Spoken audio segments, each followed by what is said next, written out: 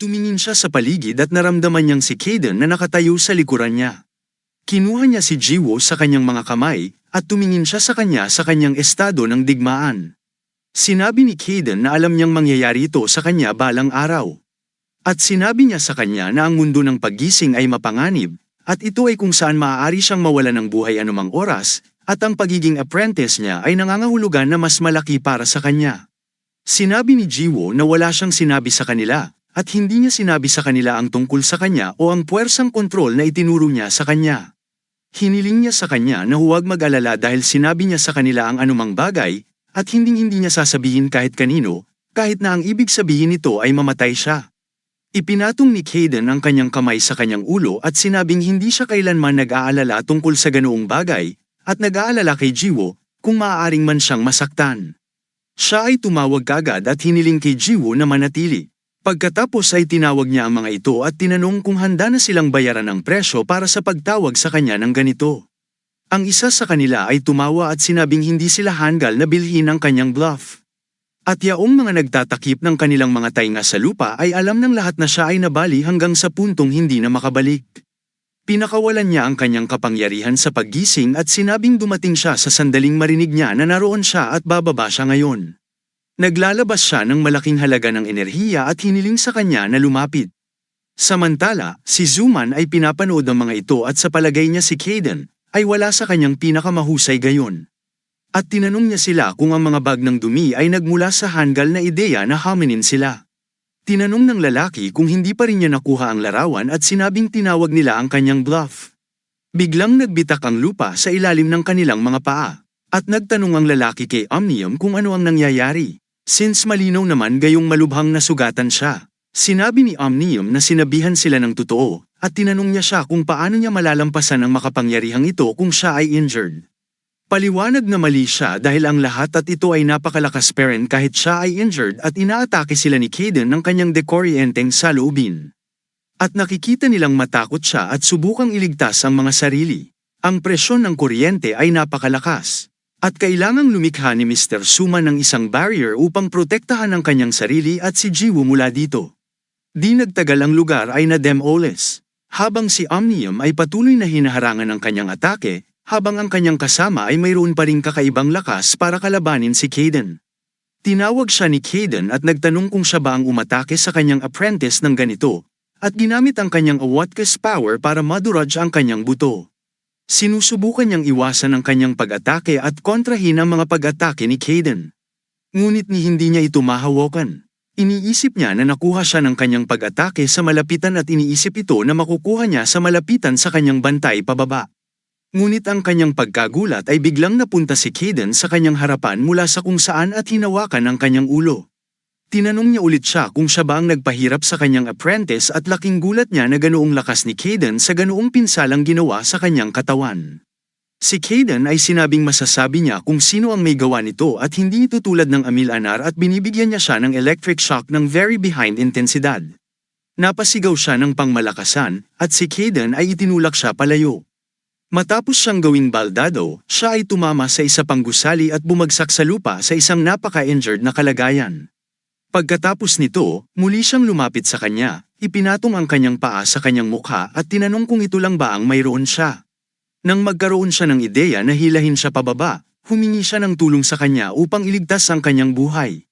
Ngunit si Kaden ay hindi naawa sa kanya at dinudurog ang kanyang ulo sa ilalim ng kanyang paa. Muli niya itong inatake ng high-intensity electric shock.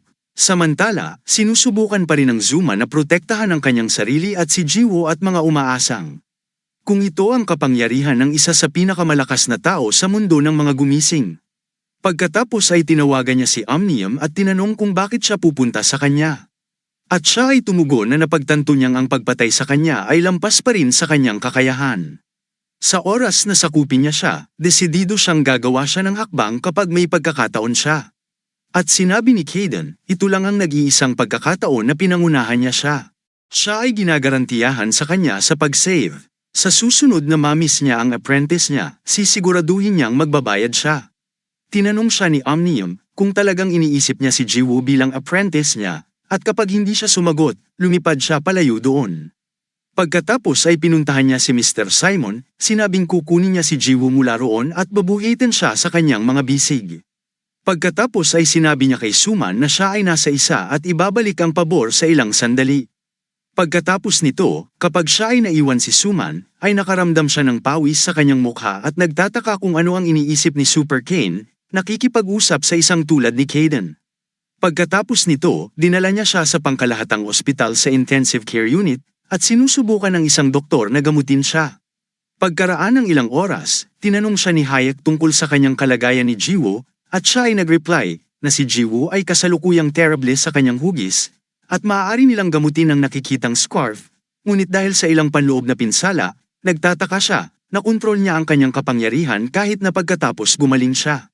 Sinabi ng doktor na ang kanyang mga braso ay isa pang problema, at magagawa niyang mamuhay ng normal kahit na wala ang kanyang kapangyarihan sa paggising. Ngunit ang kanyang mga braso ay masyadong masama, lead destroyer, at ito ay magiging mahirap na ibalik ang mga ito sa paraan na gusto nila.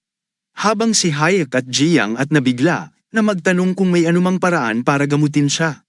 Sinabi ng doktor na ang kanyang kakayahan sa pagpapagaling ay isa sa pinakamahusay sa bansa, at malamang na marinig din niya ang parehong diagnosis mula sa ibang mga doktor. Sa kasalukuyan, ang kanilang pangunahing prioridad ay ang bawasan ng sakit na nararanasan niya, at sinabi niya sila na kung sino man ang gumamit ng kanilang kapangyarihan sa paggising upang magdulot ng sakit sa kanya, at nakuha nila ang kanilang layunin. At ang nagtatagal sa sakit ay dapat na medyo masama pa rin.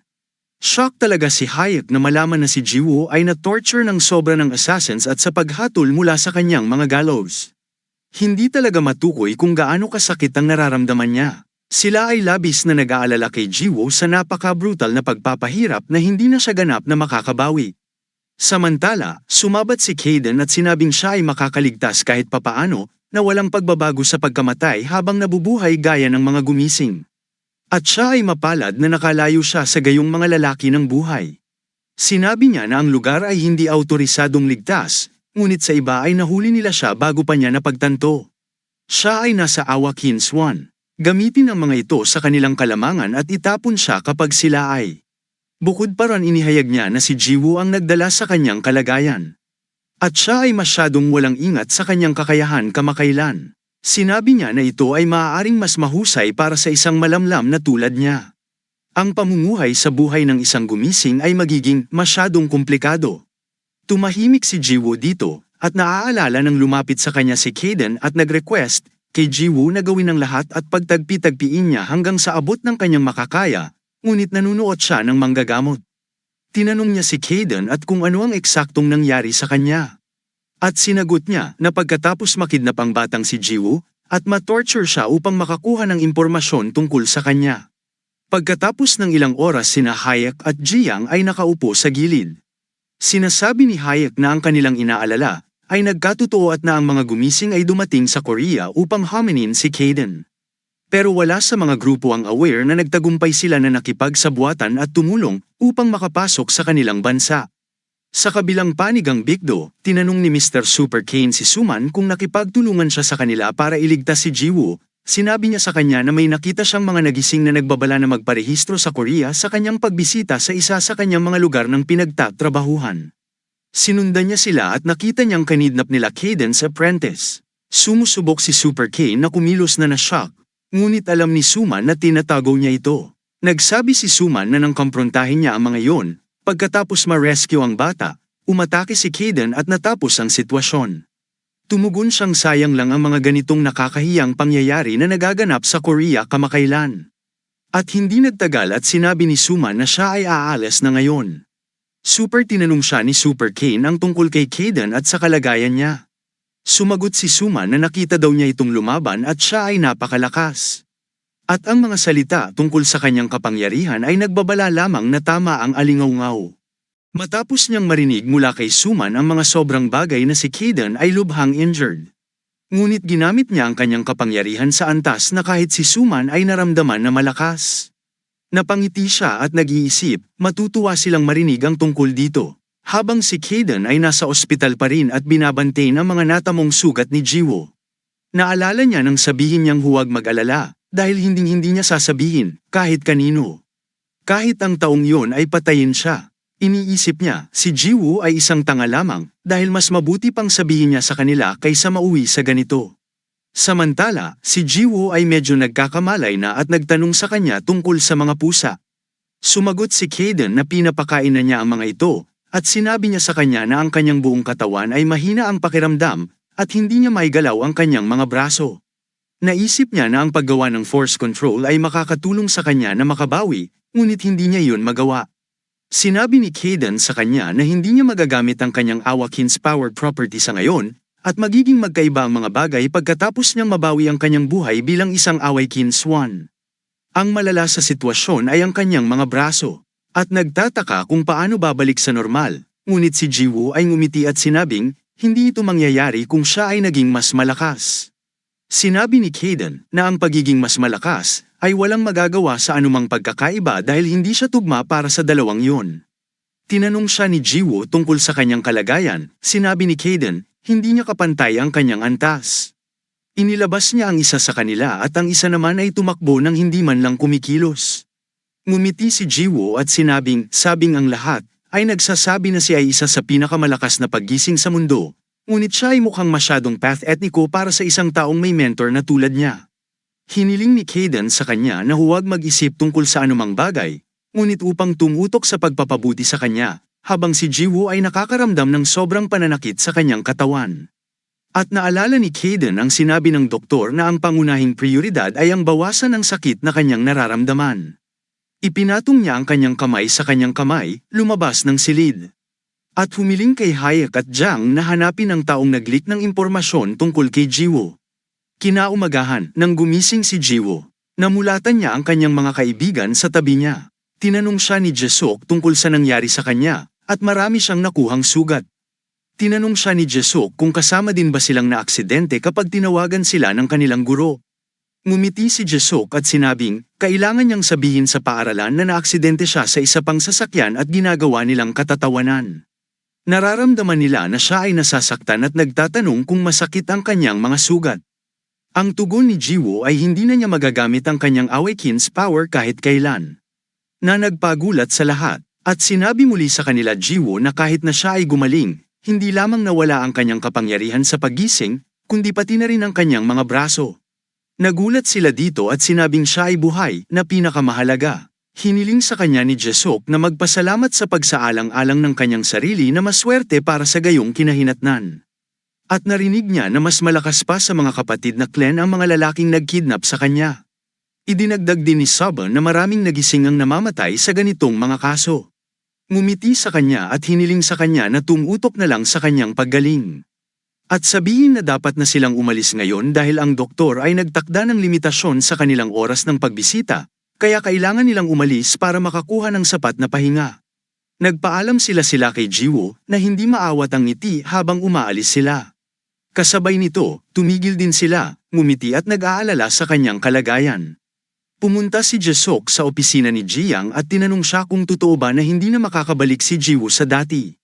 At sinabi ng kanyang ate na siya ay nasobrahan sa torto ng mga kidnappers.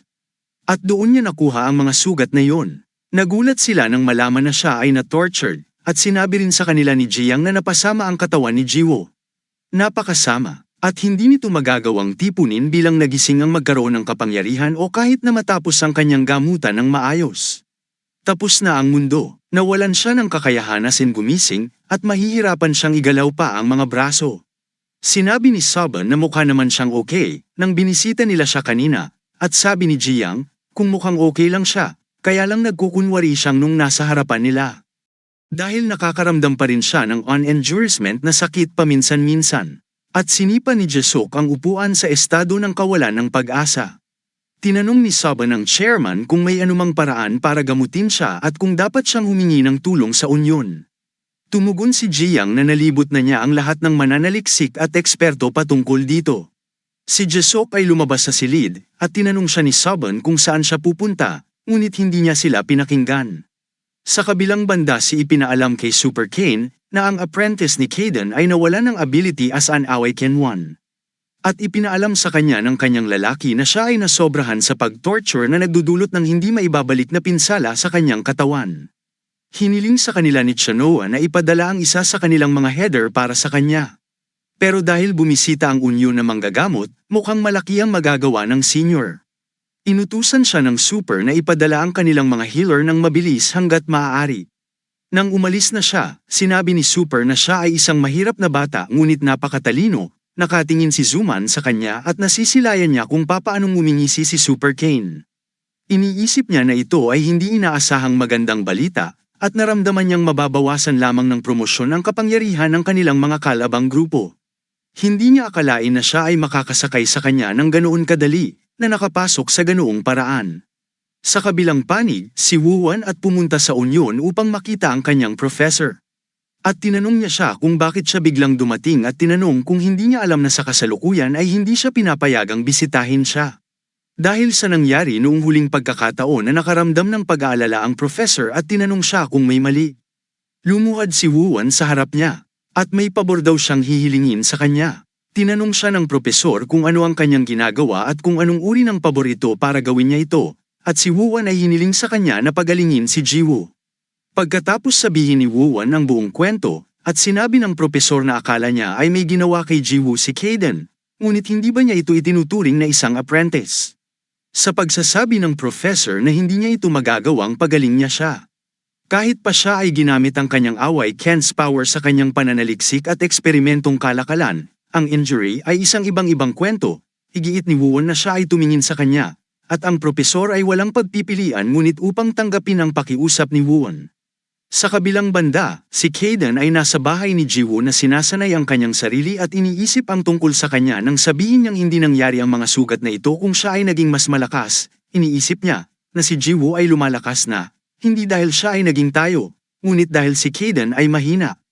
Iniisip niya, lahat ng ito ay nangyari dahil sa kanya, dahil kung ibinigay niya sa kanya ang pinakamahusay, ang mga maduming kalaban ay hindi siya hahamunin in the first place. Kinabukasan, pumunta ang propesor sa Chinoa Hospital, at nagpasalamat si Jiang sa kanyang pagpunta doon. Sinabi ng propesor, nandyan lang siya para gumawa ng will in a favor ni Wuan. At pumunta siya para tingnan ang pasyente. Papasok na siya sa kwarto. Nang tawagin ulit siya ng Wuan at hiniling na tulungan si Jiwoo, pumasok siya sa kwarto at lahat ay naghihintay sa labas. Umaasa para sa magandang balita mula sa kanya, habang si Hayek ay nagtataka kung bakit si Mr. Park ay nag-aalumpihit na ilabas ang propesor. At ipinaliwanag niya na halos imposible na gumaling si Jiwoo dahil sa nangyari kamakailan. Pilit pa ring gustong nakikita ng propesor ang kalagayan ni Jiwoo, at si Hayek ay nag-persuade na walang masama kung susubukan. Ang propesor ay iginiit kay Mr. Park na baka ito ay maaaring makatulong kay Jiwoo.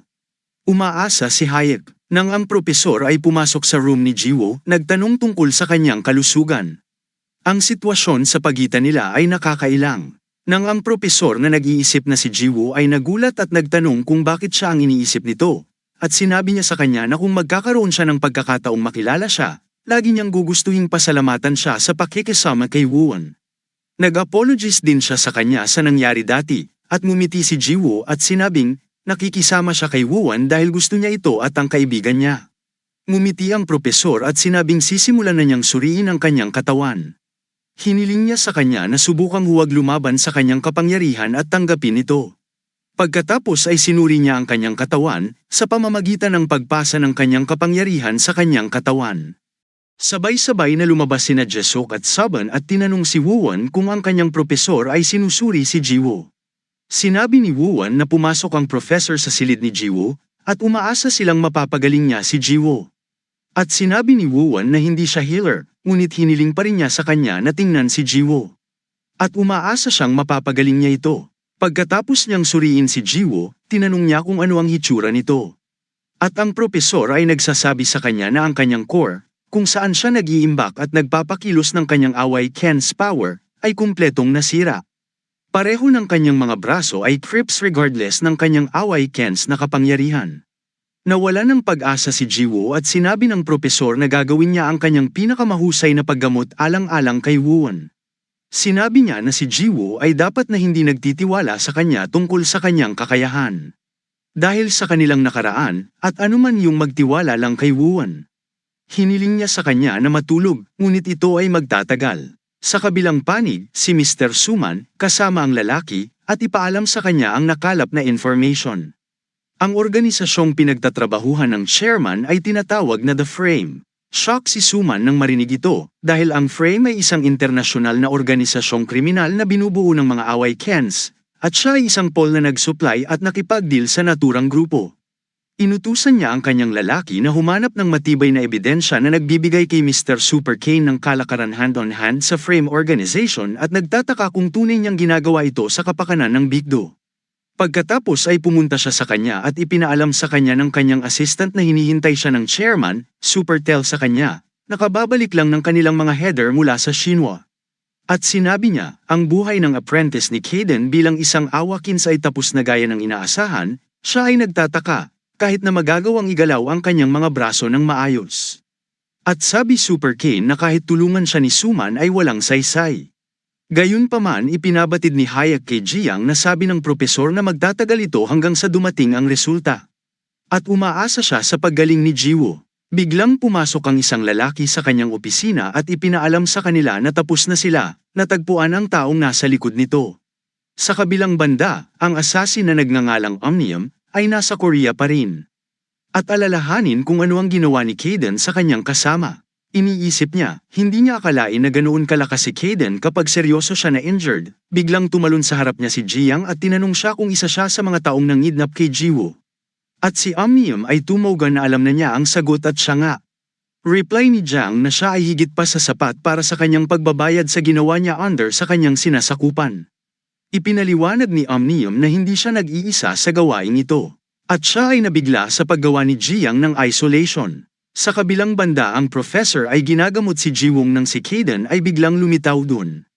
At nakikita niyang natatakot ang professor. Nagtanong si Kaden na huwag siyang pansinin kung nandun siya at mag-focus sa kanyang paggamot kay Jiwo. Kaya sinimulan niya muli ang kanyang paggamot.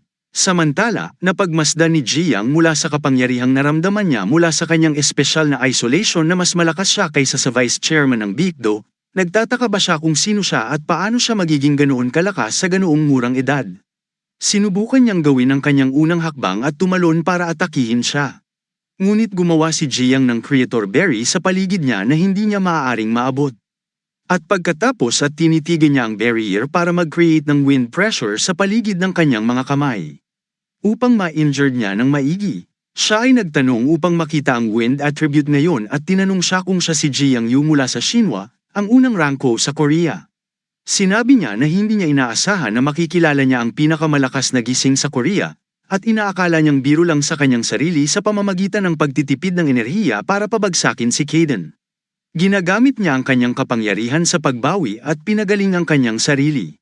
Pagkatapos ay iniinsulto niya si Jiang na makitang hindi siya makapaniwala na ang mga unang ranggo ng maliit na bansang ito ay naglakas loob na dumating para pabagsakin siya. Pagkatapos ay inilabas niya ang kanyang buong kapangyarihan at sinabi, ang pagsakay sa unang ranggo ng Korea sa loob ni Kaden at hindi siya nakikitang masama. At sa ganitong paraan, ang kanyang maramihang pag-atake sa kanya, muli sa kanyang pag-atake. Ngunit iniiwasan siya ni Jiang. Ginagamit niya ang kanyang diskarte sa maramihang pag-atake sa kanya, ngunit palagi siya. Pagkaraan ng ilang oras, nanatiling tahimik si Jiang at sinabing kilala niya kung sino siya. Precisely, sinabi niya na siya ay Apmium, ang Rancor Hunter na naghahanap ng mga pandaigdigang ranggo. Inatake siyang muli ni Omnium, ngunit siya ay nananatili at ang kanilang mga kapangyarihan ay nagsalpukan.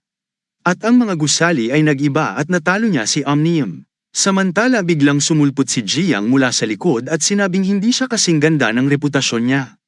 Pagkatapos ay muli niya itong inatake, at sa pagkakataong ito hindi na niya maiwasan ang apekto ng pag-atake. Ang gusali dahil napakasama, habang si Omnium ay namamalagi sa lupa sa kaay-lahilakbot na hugis, siya ay shock na ang distansya sa kanilang mga kapangyarihan ay mas malaki. Naalala niya noong minsang tinanong niya si Kaden kung bakit hinahamon niya ang ibang mga gising minsan, at sinabi niya sa kanya na siya ay kasing lakas ng World's Top 10, nagising ng isang beses, at si Kaden ay sinabing hindi siya nakakasigurado. Ngumiti siya at sinabing, walang nakakaalam kung gaano kalakas ang World's Top 10 rankings at tinawag niyang henyo si Omnium at sinabing, doon ay maraming halimaw na mas malakas kaysa sa kanya sa mundo. Iniisip niya, si Jiang ay isa sa mga halimaw na yon, at ang bansang ito ay niloloko ang mundo. Samantala lumitaw si Hayek at nabigla sa kanyang kalagayan. Sinabi ni Jiang na ang taong ito ay may impormasyon kung sino ang humawak sa kanya at sa kanyang kapareha na pumasok sa bansa. Naisip na lang niya na mas mabuting hulihin siya mismo at hilingin sa kanya na makuha ang impormasyon. Pagkatapos nito, sinusuri nila ang kanyang mga tala. At dahil sa kanyang profesional na background bilang isang assassin, hindi alam ang kanyang antas ng kapangyarihan.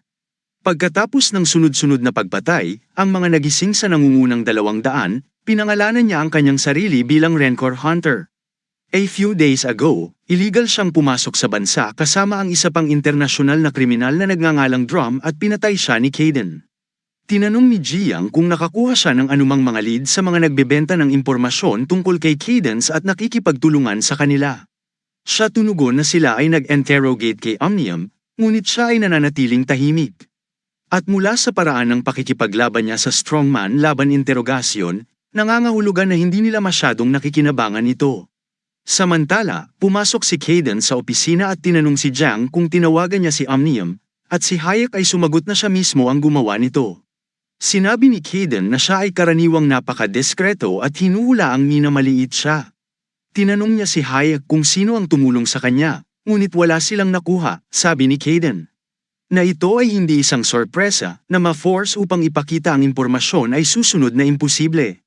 Sinabi ni Jiang na kailangan pang kilalanin siya. Ngunit tahimik lang si Kaden. Pagkaraan ng ilang oras, sinunggaban niya siya at tinanong kung paano niya nakuha ang impormasyon tungkol sa kanya at sa kanyang apprentice at kung sino ang tumulong sa kanya na makapasok sa bansang ito.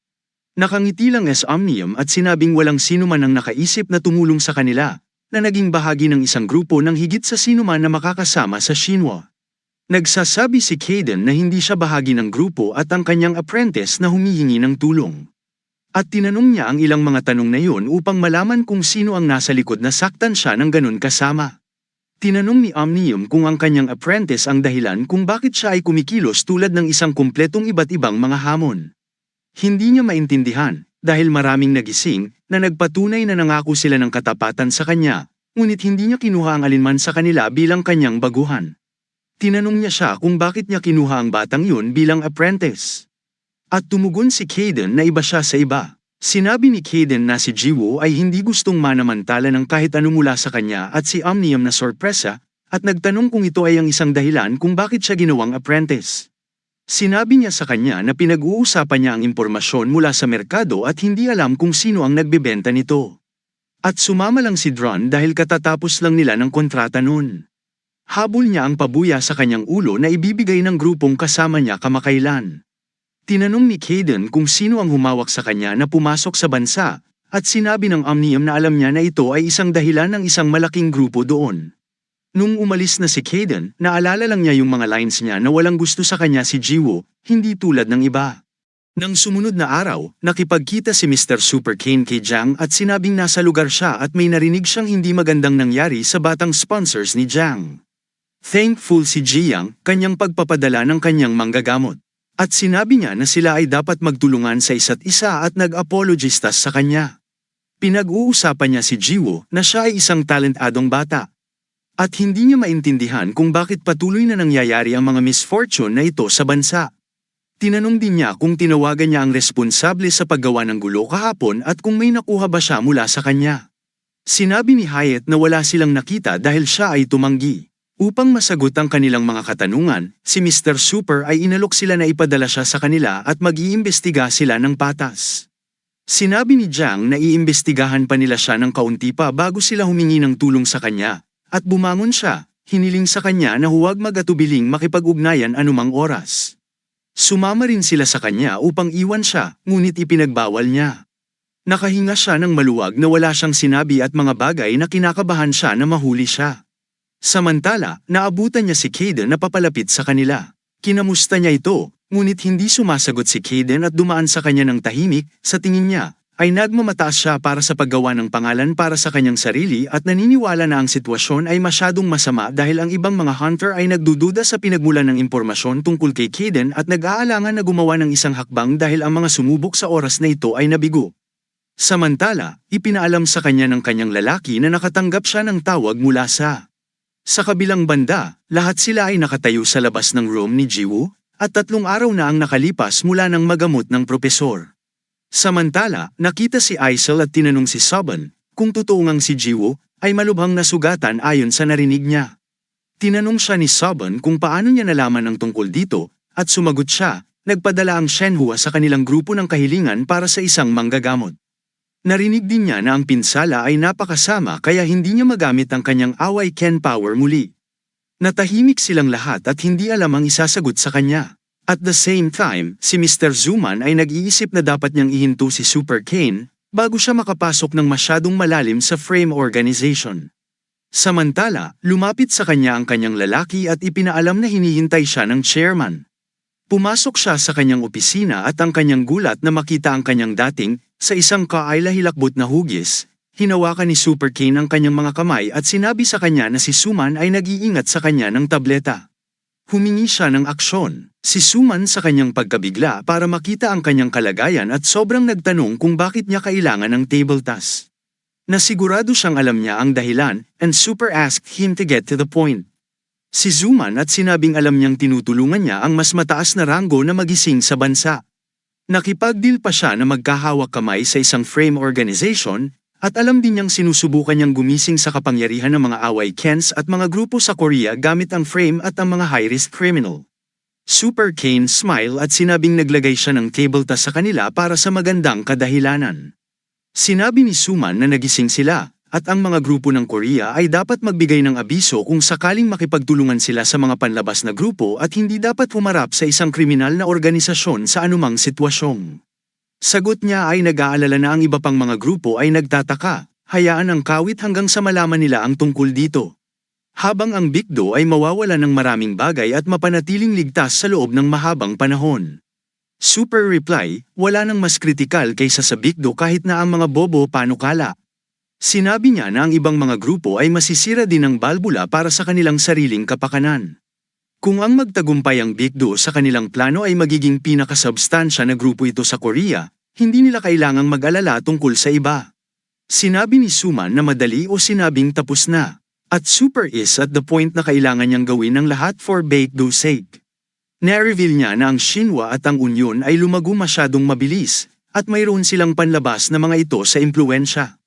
At inilalagay niya ang kanyang pag-asa sa susunod na henerasyon. Ngunit ang kanyang kahalili, tulad ng isang pagkawala sa isang walang tao. Tinanong niya siya kung iniisip niya, may hinaharap ang Bigdo, ngunit sa planong ito, mabilis na magiging pinakamahusay sa bansa ang Bigdo. Moreover, isa sa mga katunggali sa dulo, ay naeliminado na at tinanong siya ni Suman kung kailangan nilang pumunta sa kalsadang iyon para maging pinakamahusay. Tinanong siya ni Suman kung ano sa palagay niya ang kanyang pinapanto sa pagiging sa pag-angat ng Bigdo ba sa maruming paraan. Hinampas ni Super Kane ang lamesa at hiniling na tumahimik siya. Sinabi niya, tulad ng isang fiable mind, mahihila niya pababa mula sa itaas ang Bigdo sa kabila ng mahabang kasaysayan nito. Kaya responsibilidad niya bilang chairman, na maging the best ang Bigdo. Shock si Suman after matapos marinig ito. At sinabing kahit na ang Bigdo ang nasa taas, mali ito at ginagawa niya ito ng may kamalian. Sinabi ni Super Kane na siya ay nagkakamali at sinasabi sa kanya ang totoo dahil siya ay vice chairman ng Bigdo. Hindi dahil sa gusto niya ang kanyang opinyon. Hiniling niya sa kanya na ihinto ang pagiging tanga at sundin lamang ang kanyang mga utos, at hiniling sa kanya na patayin ang kanyang informer at walang iwanan na bakas. Sinabi niya na hindi na kailangang mag-alinlangan dahil siya ang kanyang saradong tulong at ginagawa ang hindi maiiwasang panatilihin ang lihim na ito mula sa paglabas. Hiniling niya sa kanya na patayin siya at patunayan na siya ay kakampi pa rin niya. Umupo si Suman sa tabi niya at ipinikit ng kanyang lalaki ang kanyang mga mata dahil sa takot, ngunit sobrang inilikas niya kami sa pamamagitan ng pag-save na maaari niyang patayin siya at sinabing hindi niya susundin ang kanyang mga utos, papatayin ang kanyang subordinado o magtrabaho sa isang panlabas na organisasyong kriminal. Nagagalit si Super at sinabing maglakas loob siyang sumalungat sa kanyang mga salita, at ginagamit niya ang kanyang kapangyarihan sa paggising at sinabing wala siyang ibang pagpipilian. Sinabi niya na ang Bigdo ay mahigpit, isang top-down hydraulic group. Ngunit tinukoy niya ang order ng chairman at mag-spike sa kanya. Pinatalsik niya siya mula sa Bigdo at sinabing ito ay perpekto para sa kanya, kahit na inisip niya na siya ay isang ingay upang makita siyang nakakakuha ng impluensya sa Bigdo. Sigurado siyang papayag din ng kanyang ama na sumakay sa kanya sa pagkakataong ito, Habang si Suman ay nashock kay Super Kane sa sinabi nito, pagkatapos ay hiniling niya sa kanya na iwanan ang lahat ng nakuha niya mula sa Bigdo at mawala mula doon. At kung hindi dahil sa kanyang ama, madudurog niya ang kanyang kaibuturan sa lalong madaling panahon. Tumayo si Suman at sinabing siya ang dapat na mawala sa Bigdo. Nilabas niya ang phone niya at pinakitang nakikinig ang Shinoa sa usapan nila. Sa kabilang banda, si Jang at Hayek ay nakikinig sa kanilang usapan. Habang si Mr. Park ay kasama nila, si Super Kane ay inilabas ang kanyang power na sobrang galit na galit. Inilabas niya ang kanyang lakas at akmang sasalakayin siya at sinabing ipapatupad niya siya doon at ngayon. Nang bigla na lamang, ang bubong sa itaas ng mga ito ay nagbitak, na lumikha ng isang espesyal na isolation sa kanilang paligid. Dumating si Kaden doon at hiniling si Super King na lumabas at papatayin niya. Nagulat si Hayek at sinabing wala siyang ideya na Big Ju ang nasa likod ng lahat ng ito at tinanong niya sila kung ano ang dapat nilang gawin dahil papunta si Kaden doon. Jang reply, ang conflict sa pagitan ng Big Ju at Kaden ay kanilang negosyo at hindi nila lugar para pakialaman. Si Kaden ay umabot doon at pinalabas ang kanyang away Ken's power para gumawa ng napakalaking crack sa pagbagsak ng gusali. At kinuha ni Suman ang kanyang lalaki at dinala sa safe place. Laking gulat niya nang makita si Kaden doon. Inutusan niya ang kanyang mga tauhan na huwag makipaglaban sa kanya at agad akong lumikas. Pinuntahan siya ni Super at tinanong kung paano siya nagdeklara ng digmaan sa Bigdo. At si Kaden ay sumagot na siya ang nagsimula nito. Nag-aalala si Super na nalaman din niya ang tungkol sa kanya. At para kay Kaden, sinabing kailangan niyang magbayad para sa panggugulo sa kanya.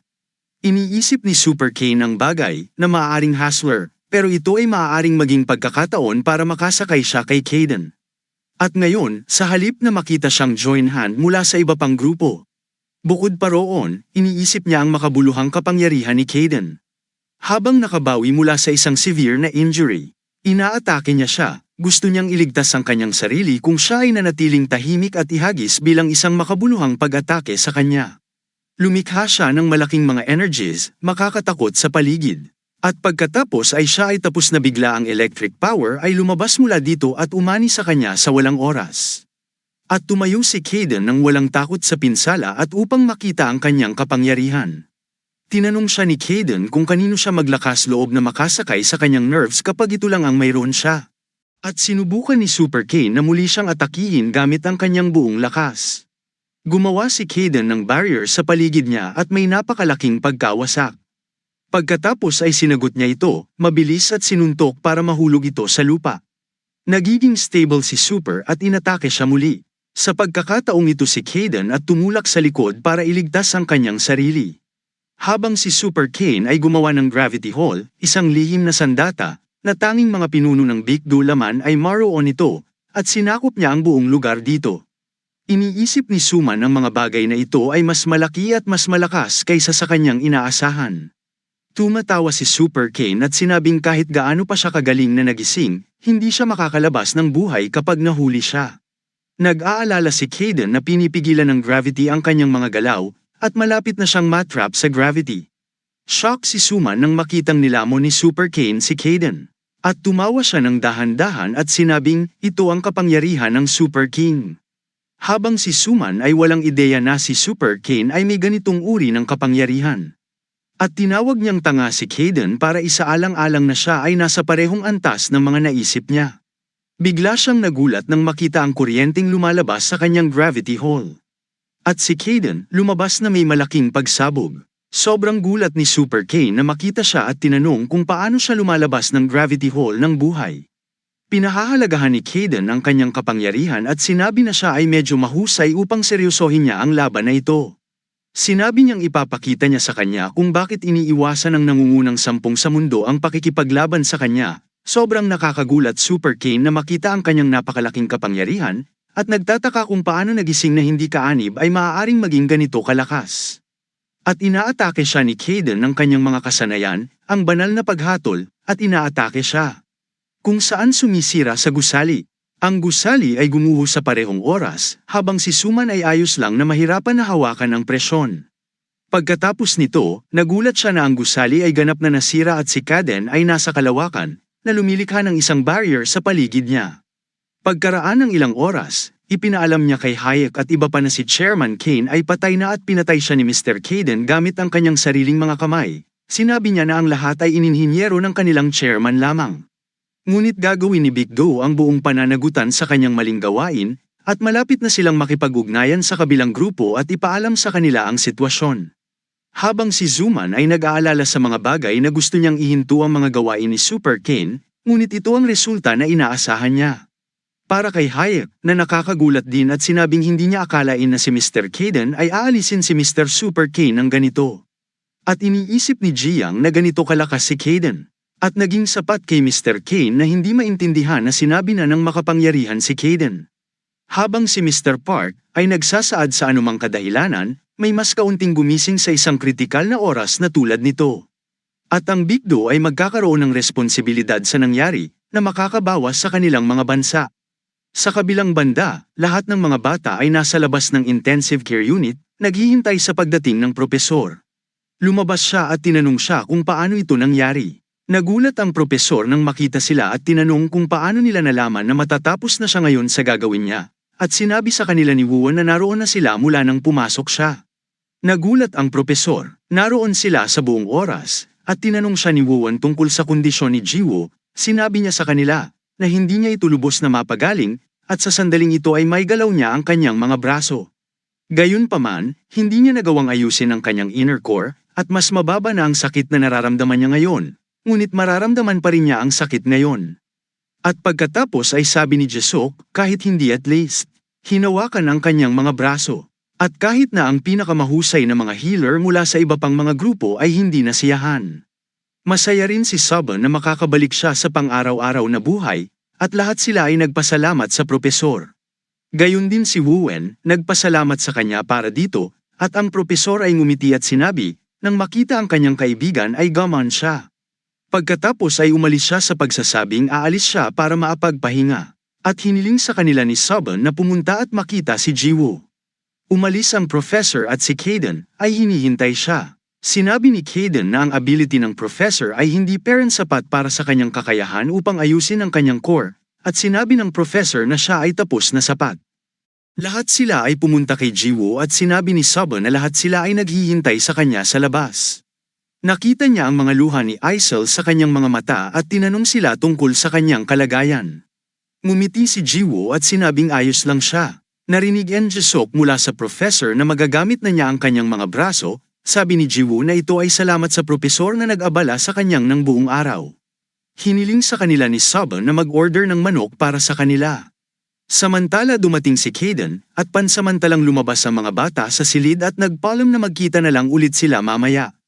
Nagtanong si Kayden kay Jiwoo kung naigagalaw na niya ang kanyang mga braso.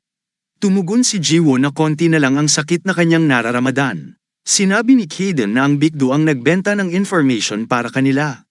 At sila rin ang tumulong sa mga kidnapper para makapasok sa bansa. Tinanong ni Jiwoo kung patay na ba si Suchen, at sinabi ni Kayden na nais nilang mawala sila. Sinabi ni Kayden na nakatira sila sa isang malupit na bansa, at kakaiba sila na naka-attach kung sila ay isang mahina at hindi sila sapat para hindi makaganti. Iniisip ni Jiwoo na malamang na mahirap, ngunit ang kakayahan ni Kayden ay hindi kapantay ng sa kanya. Naniniwala si Jiwoo na mahirap para sa kanya ang pamumuhay sa ganoong uri ng mundo ng mag-isa. At sinabing siya ay hindi kapanipaniwala. Kasabay nito, nakakaramdam siya ng kakilakilabot sa pagdaan niyan mag-isa. At sinabi ni Kayden na hindi siya mahina kagaya ng inaakala niya. Sinabi ni Jiwoo na siya ay nakaramdam ng kakaiba dahil ang inner core na humahawak sa kanyang kapangyarihan bilang gumising ay nasira. At bilang isang resulta, nawala ang lahat ng kanyang kapangyarihan. Hindi siya nagsinungaling, wala siyang ganitong uri ng kapangyarihan. At pagkatapos mapagtanato, siya ay isang awa Kens 1, kahit na niya pinapalangin na mayroon siya nito. Ngunit ngayon ay nalulungkot siya, iniisip na wala na ang kanyang kapangyarihan.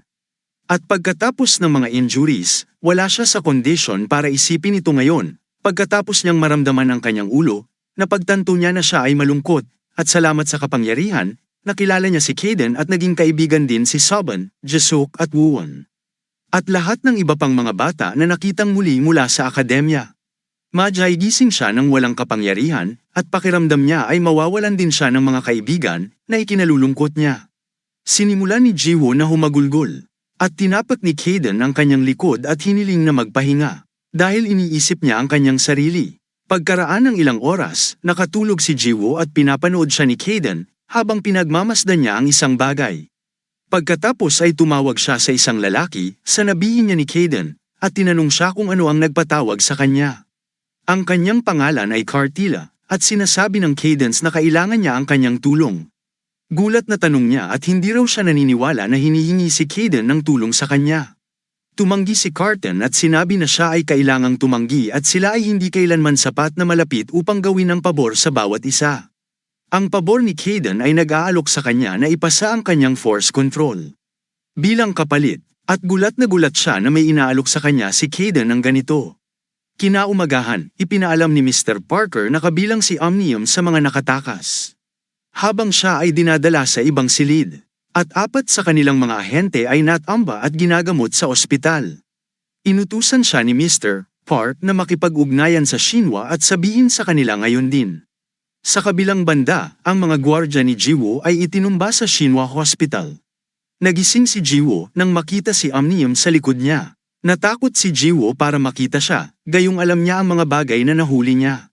Sinabi ni Omnium na ito ay isang petikong kalagayan upang makita ang apprentice ni Kaden na nagdurusa sa isang ospital na tulad nito at sinabing napakaraming mga gising ang gustong maging Kaden's apprentice.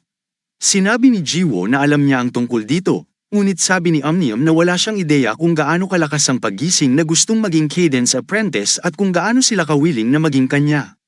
Ito ay kung gaano kahusay bilang isang away Ken-swan si Kaden. At siya ay nasa panganib dahil kay Jiwoo.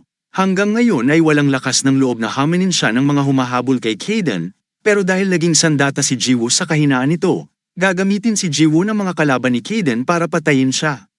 Tinanong niya kung tuluyan ang nasira ang kanyang force core, ibig sabihin, tapos na ang kanyang buhay bilang isang away Ken, ngunit si Kaden ay muling isinapanganib ang kanyang sariling buhay sa tulad niya. Alam ni Jiwoo na si Kaden ay pinipilit ang sarili ng husto dahil sa kanya, at siya rin ay nasa panganib dahil kay Kaden. Hiniling niya kay Omnium na patayin siya sa sandaling ito. At ito pa rin ang ginawa niya. Inilabas ni Omnium ang kanyang power, at inihawak niya ang kanyang kamay sa leeg ni Jiwoo. At iniisip ni Jiwoo na hindi maaring pabayaan si Mr. Kaden na malagay sa panganib dahil sa kanya. Dahil hindi niya magagamit pa ang kapangyarihang gumising, magiging pabigat lang siya. Hawakan siya ni Omnium sa kanyang leeg at naisip ni Omnium na talagang gusto niyang mamatay. At naalala niya nang sinabi sa kanya ni Kaden na si Jiwoo ay walang anumang gustong hilingin sa kanya. Binitiwan niya ang leeg ni Jiwoo at sinabing mangyayari na naman ang ganito habang siya ay apprentice ni Kaden. At walang magsay sa alang-alang kung sino man siya. Nagtanong si Jiwoo kung bakit siya aalis, naalala ni Omnium nang una silang magkita ni Kaden, nagtatanong siya kung bakit hindi niya inilalabas ang kanyang buong kapangyarihan. Sinabi ni Kaden na baka hindi ito tuluyang matanggap ni Jiwoo. Pero iniisip din niya ang sarili niya bilang apprentice ni Kaden. Paglabas niya ay nagulat siya nang makita niya si Kaden at nakatayo doon. Sinabi niya na nakipag-usap lang siya sa kanya at may gustong tingnan. Tinanong siya ni Kaden kung siya ay tapos na sa kanyang checking at siya ay umalis ng tahimik. Nasa kwarto niya si Jiwoo nang pumunta si Kaden doon at sinabing pumunta siya para tingnan si Jiwoo matapos marinig na nakatakas si Omnium. Tinanong siya ni Jiwoo kung apprentice din ba niya si Omnium. At sinabi ni Kaden na sinabi niya sa kanya ang ilang bagay, ngunit hindi niya ito apprentice. Tinanong niya ito tungkol sa kanyang kalagayan. Sinabi ni Jiwoo na nagiging better na siya, pero masakit pa rin. Sinubukan niyang gumamit ng force control. Sinubukan ni Jiwoo na gumamit ng force control ngunit ito ay nakakasakit sa kanya. Hiniling ni Kaden huwag isipin ang tungkol sa paggawa ng kontrol ng puwersa.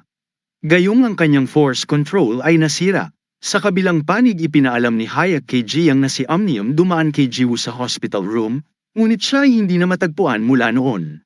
Sinabi ni Jiwoo na nawala siya pagkatapos niyang makita ang mukha, ngunit hindi tiyak kung bakit siya pumunta upang makita si Jul. Nakarating din ang balita na si Cartin ay kumikilos, ngunit ayon sa pinagmulan ay maaaring siya sakit sa ulo ng Korea. After some time nakarating si Cartin doon, at si Kate ay lumabas mula sa kanyang likuran. Ang sabi niya ay mas maaga siyang nakarating doon kaysa sa inaakala niya. Sinabi niya na hindi siya maaaring malate. Nagtataka kung anong uri ng kalusugan ang kailangan ni Kate mula sa kanya. Tinanong niya ito kung gusto niyang pagalingin siya dahil nabalitaan niyang marami siyang pinsala. Sinabi ni Caden na kailangan niya siya upang pagalingin ang kanyang apprentice at nabigla si Cartin na malaman ang tungkol dito. Sa kabilang banda tanong ni Jiang kay Hayek kung sigurado ba siyang dumating si Cartin sa Korea. Sinabi ni Hayek na ang kanyang source ay sigurado sa information pero mahirap paniwalaan na walang dahilan para pumunta siya sa Korea. At sabi ni Jiang kung totoo ang chismis, sa palagay niya ang pinakamabisa na manggagamot upang mapagaling si Jiwo. Nakilala rin bilang mataas na ranggo sa buong mundo. Ngunit mas kilala siya sa kanyang kahusayan sa pagpapagaling. Hiniling sa kanya ni Jiang na hanapin siya dahil ang sabi nila ay hindi karaniwang iniiwan ni Carten ang kanyang kilalang taguan. Sabi niya, kung wala siyang dahilan para pumunta, then gagawa sila. Ayon kay Hayek kahit na madala nila siya kay Jiwo walang duda kung saan siya gagaling. Maraming autoridad ang nag-aalok sa kanya ng pera para sa kanyang tulong.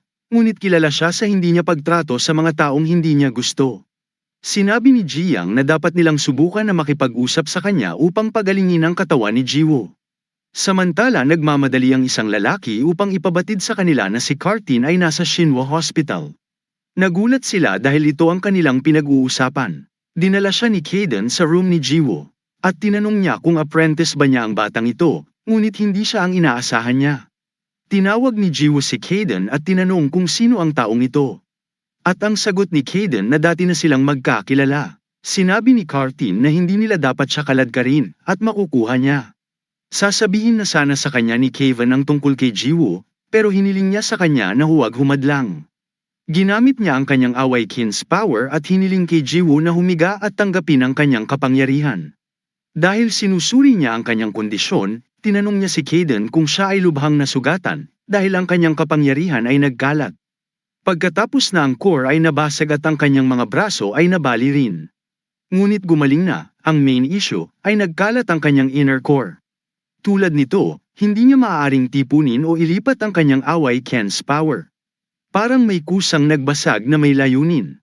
At siguradong masakit, tinanong niya si Caden, at kung niyang hilingin sa kanya na ibalik ang inner core ng kanyang apprentice, tinanong niya kung siya ay nagkaroon ng pinsala sa ulo nung siya ay nagkaroon ng injuries. At sinabi na ito ay imposible para sa kanya upang ayusin ang isang sirang core. Tinanong pa din sa kanya ni Caden kung ito ay imposible pa rin kahit na para sa kanya. At sa mga sinasabi ng mga tao tungkol sa kanya, may isang bagay na siya ang pinakamahusay na manggagamot na kayang magpagaling ang kahit anong nilalang hanggat sila ay humihinga. Naisip din niya na ang patungkol sa kanyang kakayahang magpagaling ay at least tama.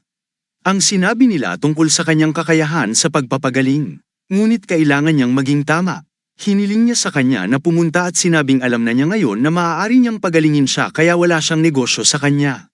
Hiniling sa kanya ni Carten na maghintay at sinabing hindi niya sinabi na imposible para sa kanya. Aayusin daw niya ang kanyang inner core at hiniling sa kanya na huwag kalimutan ang kanyang ipinangako. Nagtaas ng kamay si Jiwol at tinanong kung pwede ba niya itong makausap ng private. Hiniling niya kay Caden na lumabas para sandaling yun. Tinanong siya ni Carten kung ano ang gusto niyang pag-usap. At kung babalaan nito ang apprentice ni Caden pagkatapos ay gusto niyang hayaan siyang maging ganoon kaseryoso ang tungkol sa pakikipag-usap sa kanya ng pribado. Tinanong siya ni Jiwo kung maaari niyang gawing soundproof ang silid na ito at ginagamit niya ang kanyang kapangyarihan.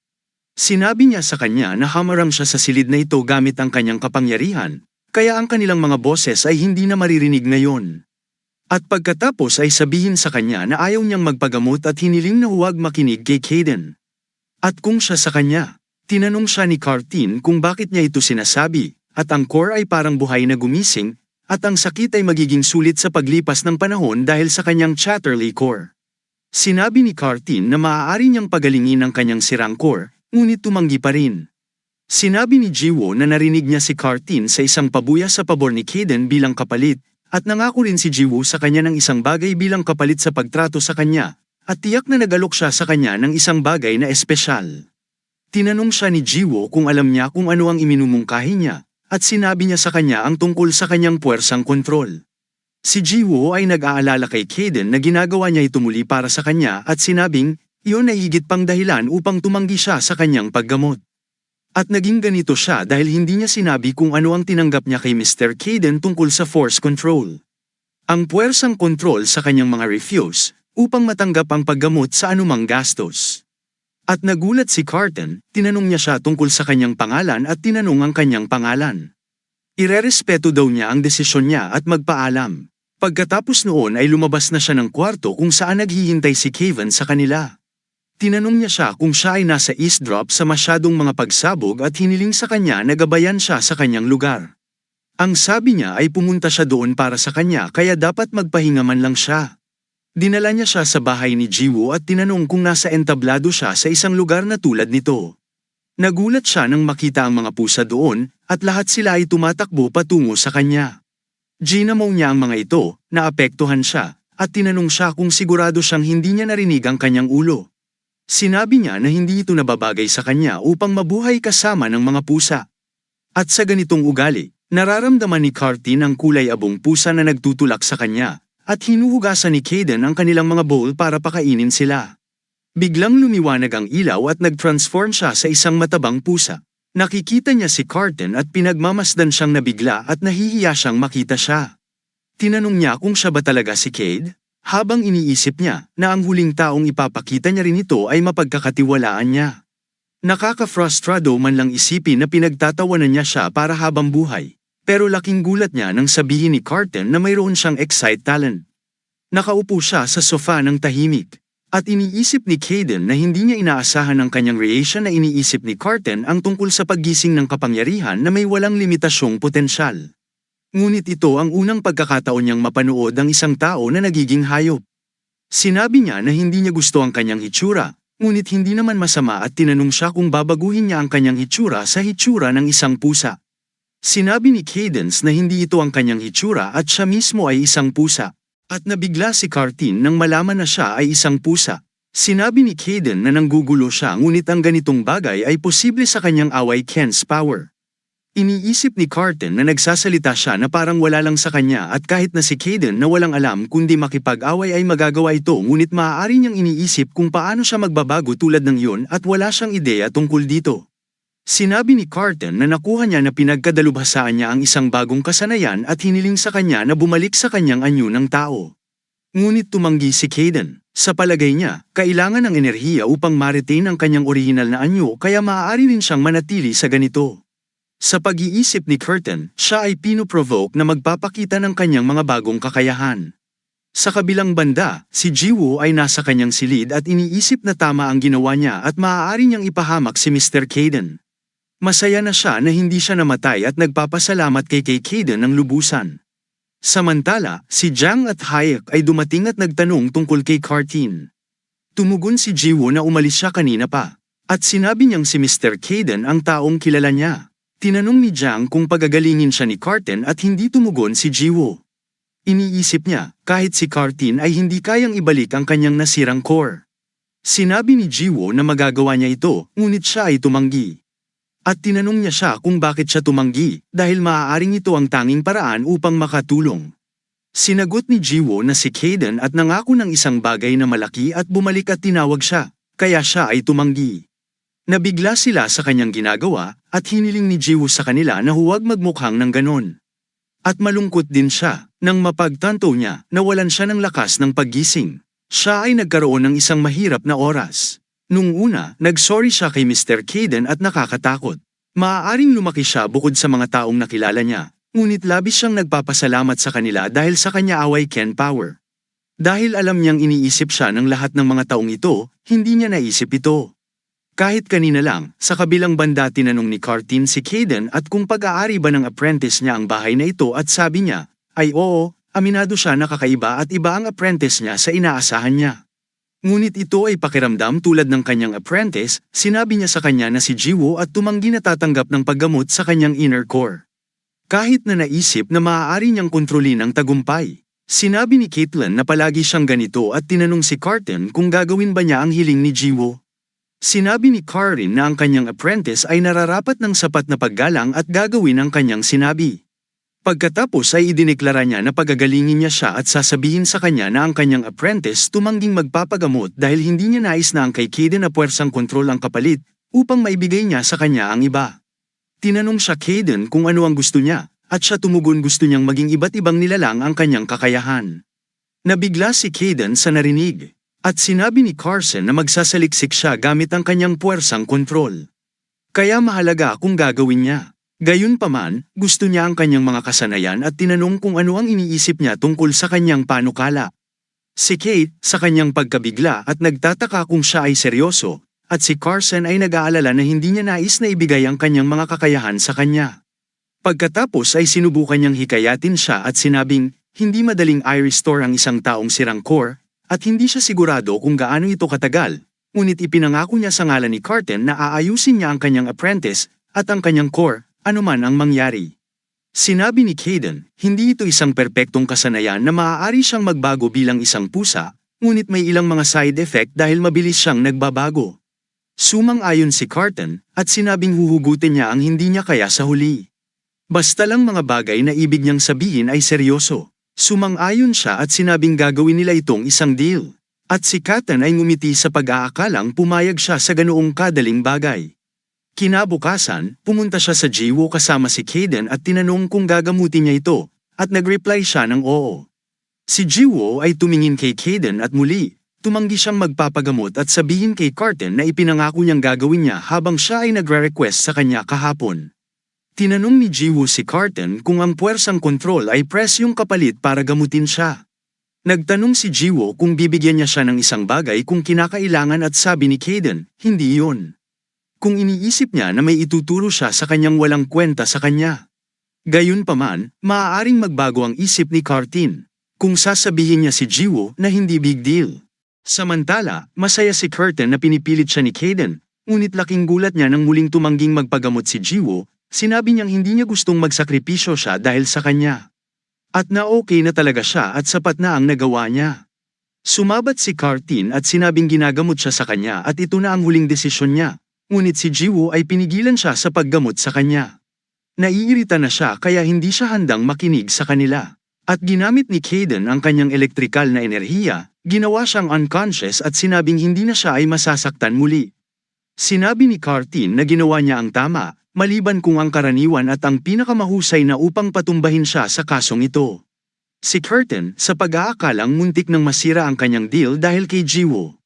At hiniling ni Caden sa kanya na simulan ang paggamot sa kanya ngayon. Alam na nila na muli siyang tatangjing magpapagamot kapag nagising siya, at makakarating na siya dito. Pareho silang nakangiti, iniisip ang kanilang mga plano at sinimulan ang paggamot. Makalipas ang ilang oras, naghintay si Caden sa labas ng kwarto. Nang si Jiang at Hayek ay tinanong niya siya kung nararamdaman niya ang kapangyarihan ni Carton sa loob, at sinabi niya sa kanila na si Carton ay ginagamot si Jiwoo sa loob. Sinabi ni Jiang na narinig niya ang pagtanggi ni Jiwoo na magpagamot. At sumagot si Caden na nangako siya ng iba at pumayag si Carton na gamutin siya. Nakangiti siya habang si Hayek ay nagiging emosyonal sa kanyang pagsasakripisyo na talagang pinapahalagahan ni Mr. Caden si Jiwoo. Tinanong ni Jiang kung kayang pagalingin ni Carton si Jiwoo sa sirang core mula nung siya ay na-tortured kamakailan, narinig namin ang tungkol sa isang fracture core bilang pagpapanumbalik. Hindi rin naniniwala dito si Caden at sinabing kapag nasira ang kanyang core, tapos na ang kanyang buhay. Gayunpaman, ang mga bagay kay Carton, magagawa niya ito, ibig sabihin posible ito at binibigyan niya siya ng kredito para sa kanyang kakayahan sa pagpapagaling. Si Carton ay ginagamot siya at nakikinig sa kanilang pag-uusap, ngunit iniisip niyang hindi niya akalain na bibigyan siya ng kredito ni Caden. Gayunpaman, tatagal ito ng ilang araw para sa kanya. At siya ay hindi magbabantay habang ginagamot si Jiwoo. Kaya si Caden ay babantayan ng lugar na ito hanggang sa matapos ang gamutan. Lumipas ang ilang araw at lahat ay naghihintay sa kanila sa labas ng kwarto, pati na ang kanyang mga kaibigan. Pagkalipas ng ilang araw, lumabas siya ng kwarto at si Caden ay tinanong siya kung ano na ang lagay. Habang si Carton, tinanong kung bakit siya nagtanong ng ganoong tanong at sinabi niyang nagawa na niyang pagalingin siya, at bawat isa ay nagiging masaya pagkatapos marinig ito. Sinasabi ng Carton na ito na inayos niya ang kanyang core, ngunit kahit isang maliit na epekto ay masira ito muli, at kailangan niyang bigyan siya ng karagdagang paggamot para bumalik ito sa normal. Yumuko si Jiang sa harap niya at nagpasalamat sa kanya, at tinanong niya kung siya si Jiang Yu, ang chairman ng Shinhwa. Siya ay nagulat na makita na siya ay nagmamalasakit ng labis kakit hindi siya affiliated sa Shinhwa, at nagulat din na makita ang kanyang mga kaibigan at iniisip, ito ay isang nakakatawang lugar. Pagkatapos ay tinanong niya si Caden na gabayan siya. Napakahirap ng ilang araw, kaya gusto niyang ipahinga ito. Si Kate ay ngumiti at sinabing ilalayo niya ito kahit ilang beses niya gusto.